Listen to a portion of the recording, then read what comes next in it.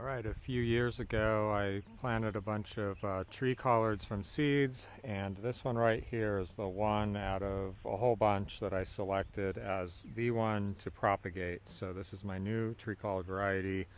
I named it Peasant King, which is an awesome name, and recently, like I said I would do in the other video, I cut the top off, and that was to encourage all these shoots on the side to grow. So now there's like a dozen or so shoots.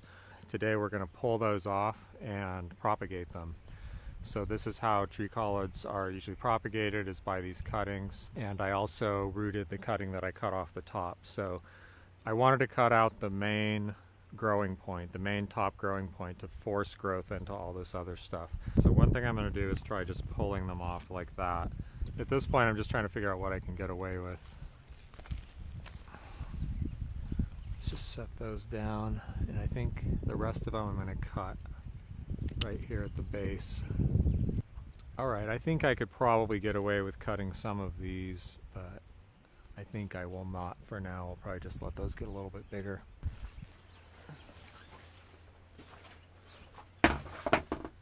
Okay, so for all the cuttings I'm going to take off the leaves. All of them. Now you might think, oh well, you know, a plant needs leaves to grow. Well, the leaf is also, you know, it does a certain job. It gathers energy, right? It gathers sunlight. It's a solar panel, but it's also costly to the plant in terms of moisture and nutrients, especially moisture. And we want the cutting to get its feet under it before it has to support a bunch of leaves. So we're balancing the amount of roots with the amount of leaves, and there are no roots, so we're going to leave no leaves. So that's the first thing I'm going to do, is prepare everything that way. The leaf is also, it's like a big water evaporator, so it's you know, constantly losing moisture through this huge surface area, and that's going to dry the cutting out. We don't want that. And this isn't much of a leaf right now. Actually, that has aphids, so we definitely want to get rid of that. Now I'm going to divide these guys into two piles. Some of them I'm just going to do where I pulled this off like that, and I'm just going to plant those. Let's do 6 that way. And then let's do 6 that are cut right at the base, but leaving just a little bit of that woody collar, which is how I already cut these. So there's 5 of those. Let's just see if there's any difference there. Now this one I probably cut about 3 weeks ago, I'm guessing, and it already has roots. And oh yeah, they don't look that good, probably because I pulled this up and then I replanted it, and maybe I damaged the roots. They don't look that great right now. This actually grew roots really rapidly. This was just the tip of the plant, so this part is still, you know, pretty green. It's not super woody yet like a lot of the rest of the plant, but that rooted very fast, and it's able to grow. And I've already taken off a leaf that would have been, you know, probably this big by now, but I'm actually going to take that off too, and I'm going to take this off and just let that get its feet under it again. Again, this, you know, this cutting has it contains a lot of resources, carbohydrate, you know, minerals, and whatever plants are made of. Okay, we have 6 of each, so these will be the cuttings with the bases on, and I want those nice and deep, not all the way to the bottom, but I want them good and deep, because the more this is buried, the less moisture will evaporate out of the stem. Nice healthy apple seedlings here. So there's 5 of one, 6 of the other. So I'm going to label these so I can keep track of the 2 different ones. My guess is there really won't be much difference in success rate between those.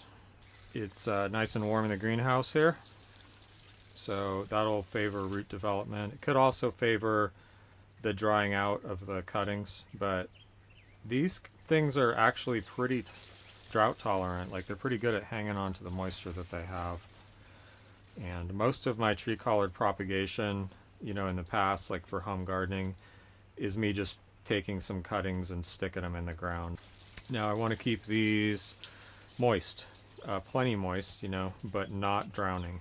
Right now, I want to give them a good soaking because I want the soil to settle in really well around the cutting, and I want to make sure everything's gotten plenty wet, and there's definitely enough water because this it kind of dried out a little bit. Once potting mix, especially if it has a high organic matter, once it gets completely dry, it's a little bit hard to soak up. So I'll probably come out today one or more times and hit these again. And that's it. We'll check back on these in a little while, maybe at intervals, maybe once they're rooted, we'll see. These are for propagating more of the same. So I've got my new variety grown from seed. I've selected the best one, and now I need to just clone it. So next year I'll have, let's say, 12 or more mature plants to take cuttings off of. Next year I could be sending out 100 or more rooted cuttings. I'm not sure how I'm going to do it yet. I may root them and then send them out, or I may just send out cuttings like this, or I may experiment with both and see how people do. But if I can grow good healthy roots, that is probably the better option. Probably a higher success rate than having everyone start from cuttings because you know, there's things that can go wrong. It helps to have some experience. These are the seedlings for this year's trials. It's not really this year, it's for the next few years. And I planted a lot of the seed that I had left. It didn't germinate great, you know, the seed is pretty old, but I do have a pretty good crop of decent seedlings. So I'll take the best seedlings out of this. Like for instance, I'm not going to grow this, you know. It's stunted, misshapen. I don't want that. You know, I'm going to go through here and pick out the very weakest, weirdest ones and just throw those out. But there are, you know, plenty of good ones like this and this and this that will get planted. Anything that flowers in the first 2 years is going to be pulled, and anything that doesn't flower for a while will get assessed to see if I can pick out, you know, 1 or 2 more worthy varieties to propagate from cuttings.